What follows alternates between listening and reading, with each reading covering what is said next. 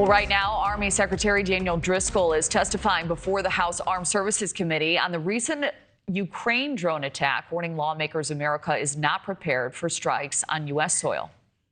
So the things we want are drones, light, attritable, commercially off the shelf. We want counter-drone technology. We want our soldiers to have a data layer. So the very basic function of war will require our people to be able to communicate over the horizon with each other, with our sensors and our things near instantaneously.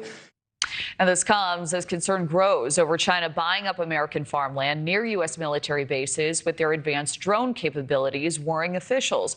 It's something NewsNation senior correspondent Brian Enton has been covering for years now. And Brian joins us with the very latest.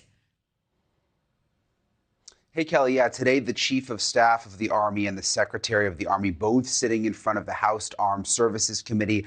A big focus on the war in Ukraine and Russia, specifically Ukraine's drone strike that destroyed so many Russian planes, and whether the U.S. could be at a risk to a similar strike. Now, just days after Ukraine's surprise attack, many officials here in the U.S., they had questions. Could this happen here? Is the U.S. military ready? Specifically, there's concern about China because they own hundreds of thousands of acres of farmland near U.S. military bases. We've been reporting on it for quite some time. Army Secretary Daniel Driscoll being very transparent, saying the U.S. needs to step up when it comes to getting ready for drones.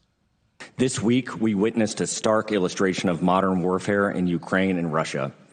Reports indicate a coordinated strike against Russia's strategic bomber force using a swarm of over 100 inexpensive drones.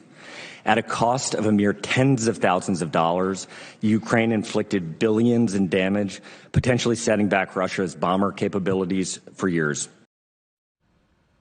And one of the things that's most alarming is that these drones were relatively basic and inexpensive. They were able to load them onto trucks, drive them in to Russia, and then launch them very, very close to the military bases. That's the concern in the United States, too, and the reason that so many people are worried with China buying up all that farmland close to U.S. military bases. Yeah, Kelly. Certainly alarming. All right, Brian Enton, thank you very much. Thank you for watching. Subscribe below and download our NewsNation app right now on your phone, and you will get fact-based, unbiased news for all Americans.